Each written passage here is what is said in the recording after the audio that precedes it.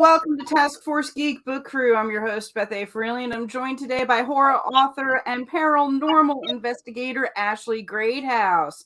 We have got some serious Halloween stuff to talk about on this episode, and we're going to start right off with Ashley. Tell us about how you got started writing horror stories.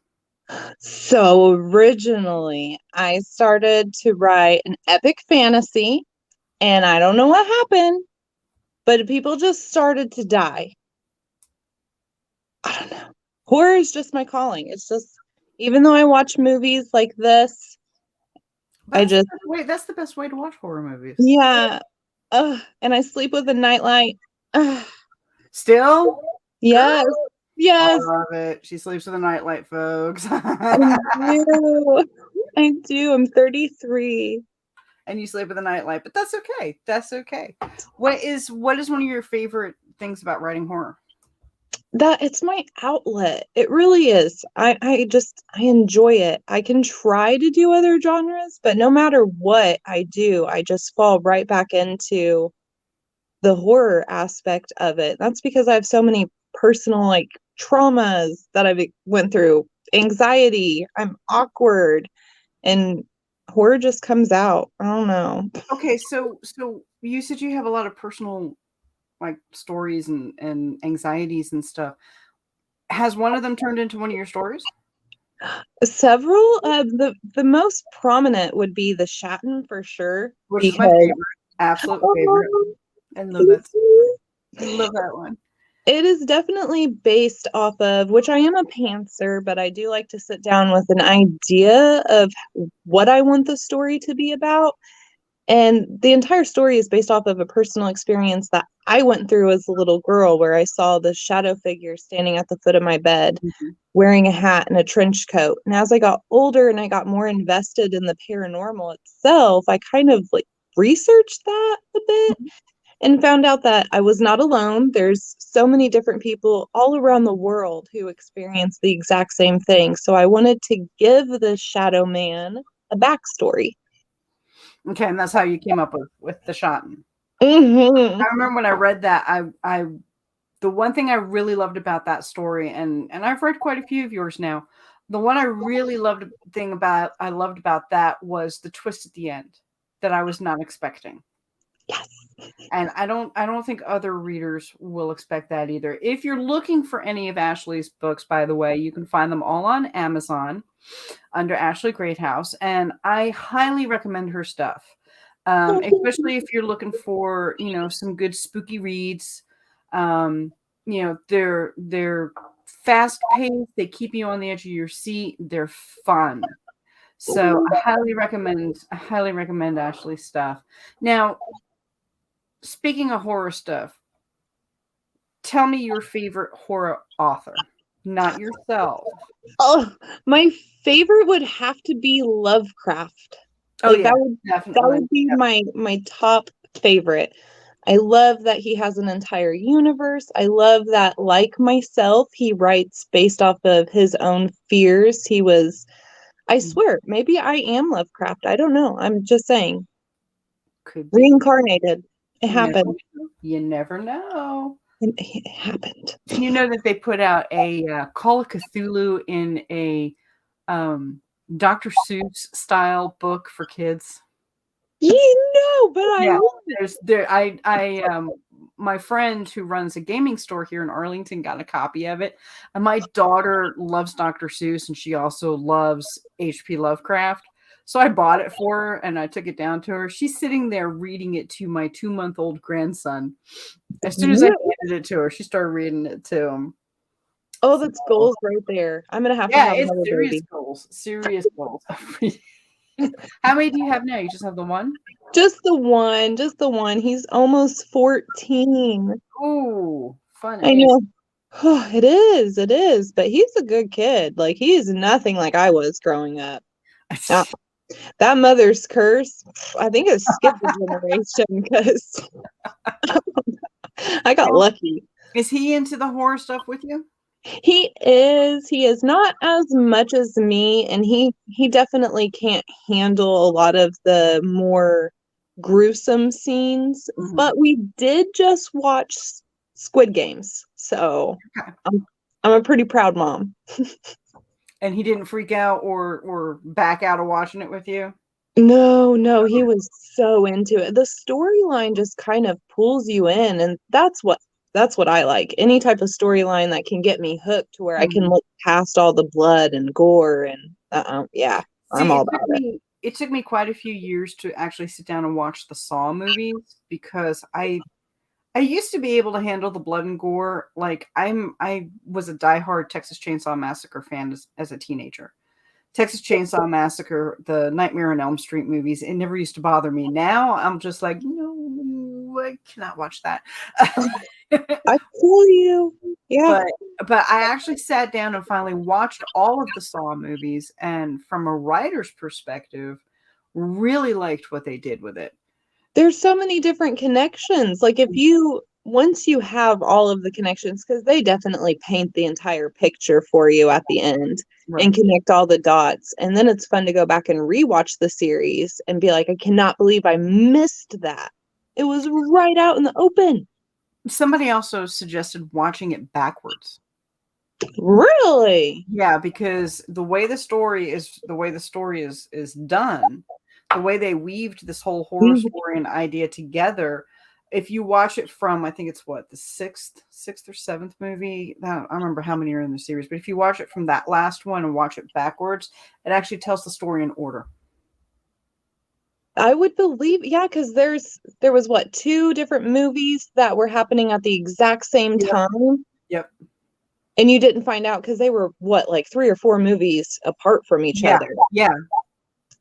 Now I want to do it like some that. serious crafting, of keeping all of that, because I'm like you, I'm a pantster. So keeping all of that together is I cannot imagine the list of notes that had to have, gone on, writing that. And the amount of nights just like, mm-hmm. and yeah, sitting there with the bottle of wine. Oh, something. You would need something. Yes. By the way, everybody, that's Igor. He decided to come and join the party. I love Igor. You can see, the kittens are back here. They're a little emaciated at the moment. I think I kind of forgot to feed them. Oops. And I want the earrings. Those are awesome. Oh, thank you. Yes, I like them. They're spooky. So what else do you have on your plate right now? I know you're working on Petals. Mm-hmm. What's coming up after Petals? So I have 2 different 3. One is already finished. I'm not sure when we're releasing that anthology, but I have 2 other anthologies that I'm a part of. Again, not sure when those are coming out, but I'm super excited about them. Awesome. Yes, and then next year I start a brand new series. I'm wanting to get 4 books out of this series, so we'll just have to see. Can I do it? Can we get an idea of what the series is about? It is a lot of top secret, but I will say that I am adding so much more romance to this. There will be a love triangle that's going on. This is kind of a personal based love triangle, so I'm so excited to get this story out there. It was fun to live through. Oh boy. Oh, yeah. This will be interesting. Oh yeah, I know who I'm gonna kill. Oh, okay. See, there you go. As long as you know who you're killing already, that's always a plus. But will it be one of the love triangle people? I don't know. You never know. Exactly. Mm-hmm. You never know. But it is horror, so it can go either way. And the beauty of horror, if anybody had a chance to read the blog that I put out yesterday, Horror Writing or How to Scare Your Readers to Death, one of the beauties of horror is that it crosses genres. You can have a horror story that crosses into romance. One of my favorite authors, Laurel K. Hamilton, has done that. And even though it's not your heavy horror She hits all the elements of a good horror story, but there's also a romance in it, and a couple of romantic triangles and quad angles, and I'm gonna have to read. Yes. It's the Anita Blake series. It's really, really good. Anita is a necromancer working for the U.S. Marshal Service, and she's in love with the master of the city, who's the vampire, and she's also in love with the alpha of the shapeshifters, and it's a really good series. But like I said, all the elements of horror are within that series, as well as all the elements that you look for in a romance series. So it's kind of the best of both worlds. That's phenomenal. See, I don't want to add too much romance into it because personally I just into mine. But like I love to read it. I love to read it. But writing it, I'm just like, look. No. It's for some people and it's not for others. And I'm a romance writer. Mm-hmm. But I add so much to my stories that it's not just romance. Like my first book, Behind the Eyes of Dorian Gray, is a paranormal romance. I mean, you got a ghost stepping out of his own portrait. I mean, you can't get any better than that. No. And there is going to be a sequel to that book. Yes. Which, that one includes, that one is more about the character Kitty, who's the witch that helps Dorian in my first book. And there's some wibbly wobbly, timey-wimey time travel in it, but also a lot of witchy goodness. So, yeah. Oh, we're getting all the tea. All the tea. All the tea. So, favorite spooky monster? Oh my goodness, the favorite spooky monster. I will have to say a vampire. Yes. I have to. I love it. And I love all the vampires. Like Interview with a Vampire, Twilight. People can fight me. It's fine. But I'm not going to read. I'm not reading Crave. Edward needs to not sparkle. I agree. I agree. I probably could have handled it if he didn't sparkle. All the way until it sparkled, and I was like, well, what a way to be like, well, that's why they can't be in the sun, because they're glitter fairies. They're glitter fairies. And which one can't you read? I can't read Crave. I just cannot bring myself to read this series. Who is that by? Oh, I can something wolf to I'm so horrible with names, but people are comparing it as like everything that Twilight wasn't. So it definitely has that Twilight spinoff vibe to it from what I hear, and I just can't. I already read Twilight. I already loved it. I don't know if I can do another one. Oh, Tracy Wolf. Okay. Yeah, Tracy Wolf. One of my other favorite, so I love Christine Feehan's take on vampires with her Dark series. Mm-hmm. And then there's J.R. Ward. Have you read any of her stuff? I have. No, this is like so weird. The author name's popping up before the book. Generally, that's totally reversed. J.R. Ward. Trying to remember what the name of it. The Black Dagger Brotherhood. Okay. Yeah. Dark Lover, Lover Eternal, Lover Awakened. Yeah. Those were some good vampire books too. They were. And Christopher Pike. Oh, yeah. Am I saying that right? That's the third series. Yeah, Christopher Pike. Nailed it. Like I love. See, the third series definitely has a lot of the sprinklings of historical fiction in it. That hits me every time. Every time. Again, here is where horror's that one genre that can cross over into all of the others without ruining anything. Exactly. Yeah. Yes. Yeah. But I love me some vampires. If there's any vampires watching, please, I would like to join.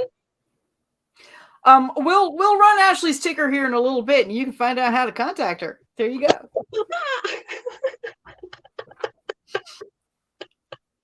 And if you happen to look like Jean-Claude, the Master of St. Louis, let me know. I'm in. Thanks. Yeah, there you go. See, I'm already a spell. I can do this. I know, right? Both of us. I mean, we're writers. We don't get out in the sun. Yeah, what is the sun? Oh, What is that weird thing? Ah. So what is your writing process? I mean, how do you get started when you get the idea, when you get when you're bit with the idea? What is your process? Oh, I love the bit with the idea. That is amazing. So I will sit down and I will write and I will edit as I go because I Girl, cannot help myself. I can't yeah. stop. I need to break you of that habit. I can't stop. But then I'll keep going. Like I will write a full chapter before I go back and reread it. And generally I can do about 10,000 words a day. So I can get a chapter out, 2 chapters out. But then I will take a little bit of breaks in between there, like a day off or 2 days off where I won't write. So I don't write every single day. So I do have to go back and read what I have wrote before because I have had a stroke. So my memory's not the greatest. So I have to reread what I wrote. So I know what's going on. So you remember what you're doing. Yeah, a lot of notes. But the thing with notes is I forget where I put the notes. Mm-hmm. That's my issue. And I know that there's all these really cool softwares out there, but if I simplify it, what will I have to complain about? You know what I mean? That's true. Yeah. Yeah. I need something to just be mad at. No, you can be mad at where did I leave the notes? Where's that note? Oh my gosh. Where did I put my notes? Oh, the only thing that bites me about that process, and this is something that we've talked about before, is I have deleted my books before because I will I've done this so many times. I wish that I could just say that I've learned my lesson, but I will go through, I'll have autosave turned on, but I will let the computer read to me because I'm lazy. And that when it reads back everything that you wrote, it turns off autosave. What do I do when I get the pop-up to restart the computer? I'm like, okay, yeah, let's do this. You need an update? Sure. And there went all your changes. There went everything. I've done that so many times. You gotta break through that too. I do. And I've been doing this for 3 years. So you would think that I would stop. Just when did you've only actually been writing for 3 years? Uh-huh. Yep. Oh wow. I'm a baby. You are. You're a newbie to this whole thing. Yes. And I'll never learn my lessons. I'll just keep making the same old mistakes. No, I'll stay on you. I'm gonna have to stay on you apparently. I need a babysitter. I don't know why people let me do adult things on my own. I don't get it. On you, girl. I don't know what to tell you. Oh my gosh. So with Halloween right around the corner, and we've talked about horror books and our favorite horror movies and everything. Tell me about your paranormal investigation activities. Now you've got a podcast yourself with paranormal stuff. So let's tell us about that. So it's called Encounters with the Darkness, and my co-host is Melissa. She's also fellow author. Words, right? Words. But we have been investigating for about 1.5 years where we're out in the field. We're actually going to these creepy places. It's just the 2 of us that go. So we don't have any big macho people helping us out. We have been chased out. I think the scariest thing we've ever encountered is just humans. Oh wow. Yeah, we came across some like cult activity and got chased 2 towns away. It was terrifying. Oh my gosh. Yeah. Tell us about that. So we went to a haunted graveyard where there's a supposed witch that's buried there. But they also say that there's like cultists that like to hang out at this church that's attached. Uh-huh. And we're talking about it as we're driving, and I'm like, oh yeah, well, there's supposedly like cult people that come out here. And then my partner's like, she loves cults, you know, she's like, man, I just wish that we could observe them one time. Like, what do they do? Like, Oh, I don't know if I'd want to get into the middle of that. can we bring the donuts? Like, what do we do? We'll bring our own robe. It's cool. And as we're pulling up, there are people in the graveyard with torches. It's like midnight. What are these people doing?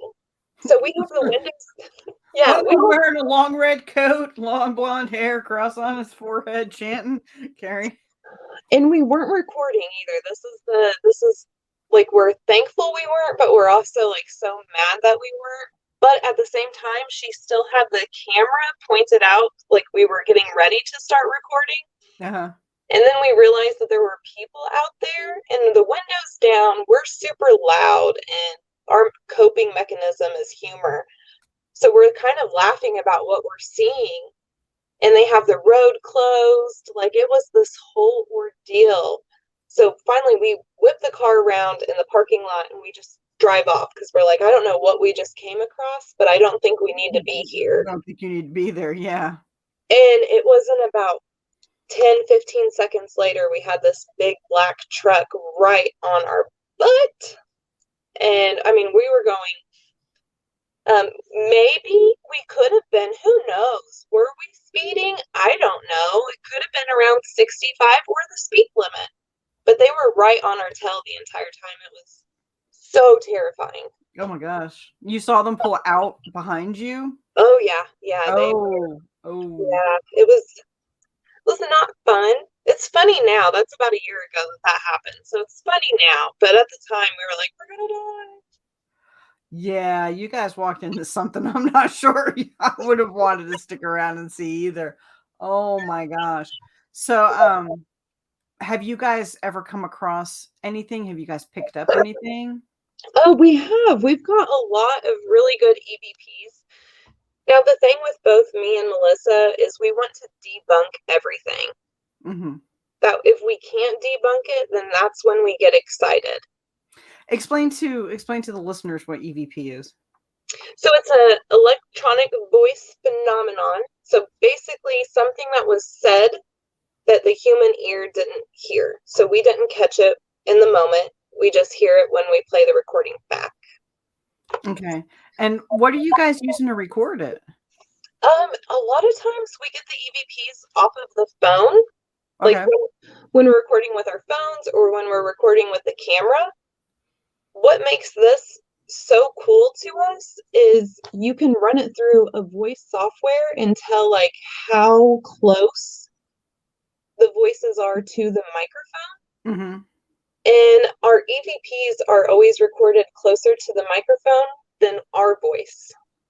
So it's almost like you've got the microphone right here and whoever's speaking is like right up against it almost. Yeah. It's pretty wild. And so, oh, sorry. No, go ahead. I was going to say, we do, if we can't figure something out, we will get a hold of other people that are in the paranormal community and let them take a look at it. That way we're making sure that what we're putting out there is as accurate as we think it is. Right. Now, I actually did a ghost hunt with a friend of mine. And I was picking, the group that we were with, they were like, here's some programs you can put on your phone and stuff. And I was picking up EVP on my phone and I was playing it back and it was very super clear. I'm also very, open-minded to spirits and stuff like that. And my friend, she was the skeptic until we picked up one that actually freaked her out. And then she's like, okay, I'm out of here. But where we were in a graveyard here in Texas, and she kept feeling something touching her. Ooh. And I was like, where did you feel it? She's like, right over there. And I'd walk over there and run my hand through, and you could feel the cold. Oh yeah. You could feel the temperature difference. Everything that not, not to make light of it, but everything that you see on the TV show Supernatural, where they talk about, the cold spots, looking through your phone to seeing spirits, using your phone camera and everything, not to make light of it, but everything that you see on that TV show, a lot of that stuff is very prevalent in the paranormal community. It is. They did research. Yeah, they did. So, so that was kind of fun. I had a blast with that. And then, of course, I was the only crazy one that would sit down with one of the other girls there and work the Ouija board. Oh, I love Ouija. I looked at the girl and I said, okay, I said, if we're going to do this, I said, we're casting the circle. Mm-hmm. I said, I'm not playing this game. I said, and if I tell you I'm done, I'm done. And, we did, she's like, that's all good. We cast the circle and we were messing with the Ouija board and we got some really interesting answers, but someone shoved the Ouija board off of the table that was between us. And that's when I looked at the other girl and I said, I'm done. Oh yeah. I'm done. I reversed the circle and I said, I'm done. Peace out. Adios. See you later. Bye. It can get intense real quick. It can.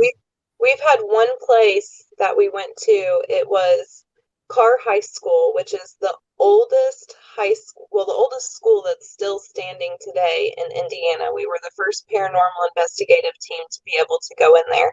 It predates the Civil War, so this was it was an awesome opportunity to go to.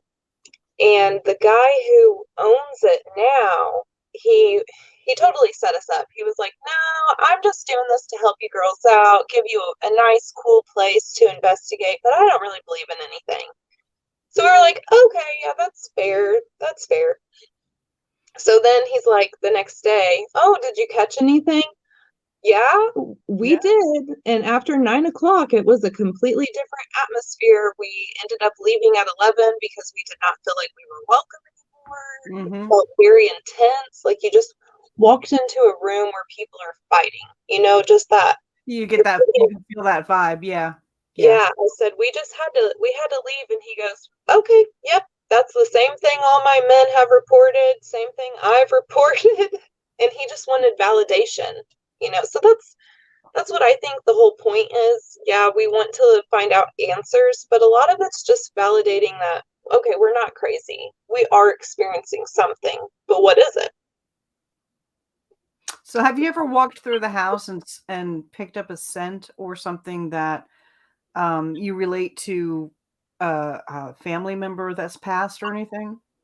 I haven't had that personally happen, but I do know a lot of people who have went through that. I've had the dream visits. I have went through that.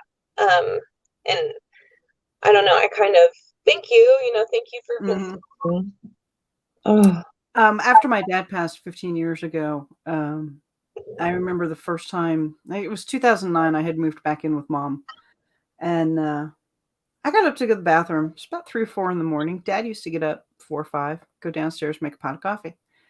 And he used to smoke half a Tampa cigars, which have a very distinct scent. Oh, yeah. And I remember getting up and going to the bathroom, and I was like, why do I smell coffee? And so I walked halfway down the stairs. I could smell the coffee. I could hear the coffee pot. I could smell the half a Tampa. Aww. There was no coffee made, obviously.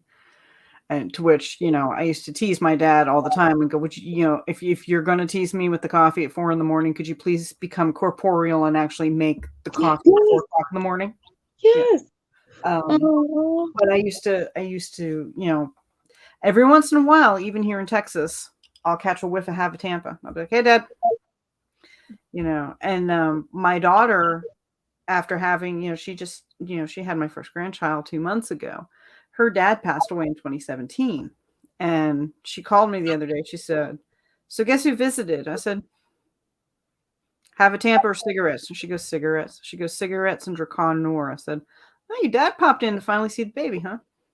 Oh, I love that. So I everyone in my family is very in tune with paranormal too. So that's what makes this time of year so much fun for me, and it's my favorite time of year. I love Mine Halloween. I too. love everything to do with it. I love the whole paranormal, aspects of it. As you can see, it's Halloween at my house Mhm. 24/7, 365. So what's the next paranormal investigation you guys are going to do? We have a few different ones. We have a lot of locations that we want to go back to. It's like our first year that we were out in the field. We really like just kind of dipped our toes in these different places. And now we want to go back to some of them now that we've reviewed footage. Because a lot of times in the moment, we've left investigations being like, oh, well, we didn't catch anything. Well, Mhm. that was horrible. And then we go back home and we review the footage and we're like, I mean, we've caught an There's apparition. something here. Yeah, so there's a lot of places that we want to go back to. I highly recommend going to New Orleans. Oh, yes. Oh, yes. My partner, she just went to Salem and she had Mhm. such a fun time there. It was very emotional. My daughter and I we took a impromptu trip to New Orleans, and um, while we were there, we were able to go on a haunted tour. Yeah, haunted is right. Because there was some spooky stuff going on. One in the restaurant, they leave a table empty, and they say, and if you catch it right, you can catch the apparition sitting at the table. The photo that I took, there is a distinct blur in the photo, Oh, so I'm pretty sure I caught him. Um, and it was just a lot of people. They're like, "Oh, ghosts and stuff don't exist," but it has a lot more to do with the feeling, yeah. um, how you feel as you're walking around, what you're sensing. You have to be very in tune to your own senses, when you're dealing with paranormal stuff like that. You So, do. I always say you have to have a certain amount of biased and then a certain yeah, amount of unbiased views when you're doing an investigation. yeah, You have yeah, to trust your feelings for sure. yeah. And if your feelings telling you get out, Hmm. go. Yeah, it's not worth it. It's not worth it to Yeah, stay. Because at the end of the day, if these are, so if we play into it and we all agree, okay, these are spirits, these were once people, respect them just like you would the living. yeah, The yeah. thing, the thing. Oh, yeah, I want to go to New Orleans. New Orleans so bad. I have been there before. I've been to every state except for Hawaii and Alaska. But as of paranormal investigating, I need to go to New Orleans. So I got one for you. When the next time you go to Ohio, Yeah. there's a little town called Henrysburg. It's off of I-70 going towards Wheeling. There is a graveyard up there. They always used to refer to it as the Salem Graveyard. I don't know if that's what it is actually called, but apparently at the right time of year, your vehicle will stall out halfway up the drive into the graveyard at night. I didn't Oh. believe Kate's dad until he took me one time. He was back in the truck down the hill in the dark, Oh. and it was creepy. And then I highly recommend going to Virginia and going to Manassas around the battlefield. Oh. The battlefield is one that I was about 12 years old when I went to the battlefield. And Goosebumps still thinking about it. yeah. Oh, same, same. I just started bawling my eyes out just being there. It was just It overwhelmingly is. sad. And I mean, I was 12, so I really didn't comprehend, you know, brother against brother and all of this feuding and death that took place there. But 1988, 87, 88, I was a senior in high school. And we used to go to Northern Virginia Community College, the Manassas campus, which was built partially on the battlefield. we would go up there in the evenings and play tennis, because in Virginia, it's too hot to go during the day in the middle of the summer. So we would go up at night. We'd pay, for the lights and everything, and we'd go play tennis. Well, we were up there one night, and we put like $5 into the light machine, which should have kept those lights on for about 2.5 hours. The lights kept going off. And then they would come back on, and then they would go off, and then they would come back on. And this was probably one of the first experiences I ever had with the paranormal. We started hearing chains in the woods behind the tennis courts, and shuffling, and chains. Oh, yeah, you always hear the shuffling. And getting louder and louder and louder and closer to us. And when the lights wouldn't come back on after about a half hour of this, I looked at my friend Krista and I said, "Peace out, let's go." Yeah. Sticking around.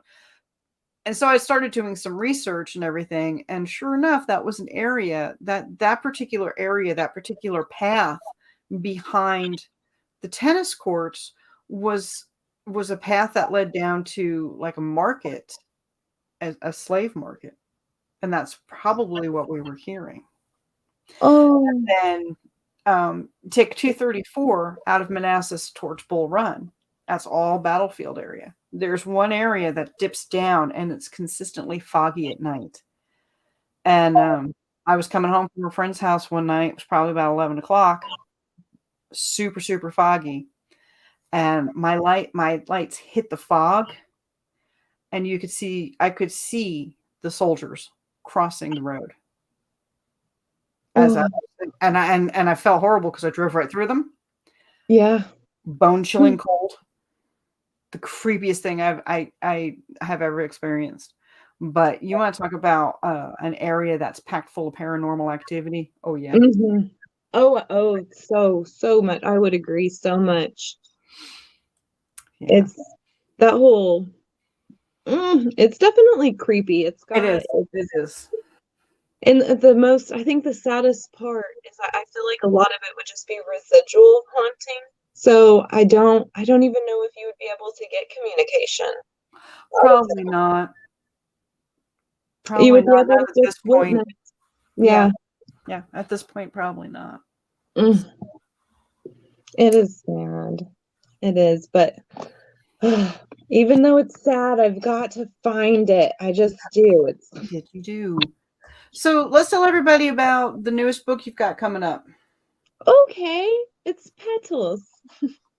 Now this book is, oh my gosh. It's probably, this one, once it's finished and released, will probably beat the Shatton for me and be my favorite, just because it ties all my other work together. Because I'm crazy. Is this one a direct? This one is a direct sequel to Lily? Or? Yeah. Yeah. Direct sequel to Lily, which Lily is about a female serial killer and a man named Tom Childress who would like to show her the light and rehabilitate her without the use of pharmaceuticals. So it's just a very twisted story on how this is all going to play out. And Petals does take off right after, which it's horrible because I feel like I can't talk about Petals too much because it would be a spoiler for Lily if I did. No, just give them the basics. Just the basics. It'll be all right. So the basics is Petals is told from Shannon Scott perspective. So the story leaves off with Shannon Scott. And who she is, you'll have to read Lily to find out. But Shannon is on a mission to get her husband back. That is her number one objective. That's all she wants to do is get her husband back. And she's willing to die to do so. So she's putting everything on the line to be able to save him. And her journey in order to do that is very eye-opening. And she meets a lot of interesting characters along the way, characters that if people have read my past work, they'll be like, oh, I remember them. Yes. Oh, and it all ties together. Awesome sauce. So here's where you can find Ashley. If you want to run through that for everybody real quick. Yes, I'm on everything because I have a serious social media problem. I'm on TikTok, I'm on Twitter, Instagram, Facebook, soon to be Twitch, which I'm there right now. So if you want to find me, Great House Horrors, you can. I'm going to do some video games. That'll be fun. I'm going to make my own story. So who is Mario? Do we really know? Well, I'm going to tell my version of Mario. That ought to be fun. Yes. Some sauce. And I appreciate you coming on the show tonight. You can also find Ashley and her partner Melissa and their Encounters with Darkness podcast, and take a look at some of the places they've been. Like they've been to the Asher Walton Museum, Randolph Asylum. So you definitely want to check that out as well. And give these girls some support, and man, get your paranormal on. I'm telling you. Yes, at least some laughs, because I like to think that we're somewhat entertaining. So if you don't like paranormal, but you like nerd, awkward, we're here for you. So if you have any questions about writing or anything that you want to see on the show, hit me up at twitter.com at BAFreely or email me at bethafreely@gmail.com. If you have any questions for Ashley and you don't remember what her thing is or the ticker's going too fast, hey, hit me up. I'll pass them over to Ashley for you. And you can find me over at all these places. You can find my author site at bethanfreely.com. If you're looking for an editor for your novel or someone to build your author website, hit me up at themusesfunhouse.com. That's how I met Ashley. Also, you can find me on Twitter, Instagram. Check out my link tree, which has a link to all my books. And feel free to help a starving author. I have a Patreon account that has some great patron gifts if you're interested in helping me out. So that's what we got. Ashley, I appreciate you coming on and perfect for the spooky time of year. Yes, Beth, I love you. So what are you going to do for Halloween? What are you dressing up as? I'm dressing up as a witch. All right. Yes, and I'm going to take Melissa and her daughter trick-or-treating because my son doesn't want me to go with him. We want pictures. Yes, I want all the pictures. Her daughter's 3, so there you go. And for those of you who know me and who are my friends, I'm actually doing a little haunting this year with some buddies of mine. So Mama's coming out to play tomorrow night and Saturday night in Fort Worth. So if you want to come out and see Mama, hit me up and I'll let you know where I'm going to be. Oh, I need all the pictures for that. I promised you pictures, so I will send you pictures. But until next time, I am Beth A. Freely. This has been Task Force Book Crew. Thank you again, Ashley. And Igor back here wishes you all the best of luck.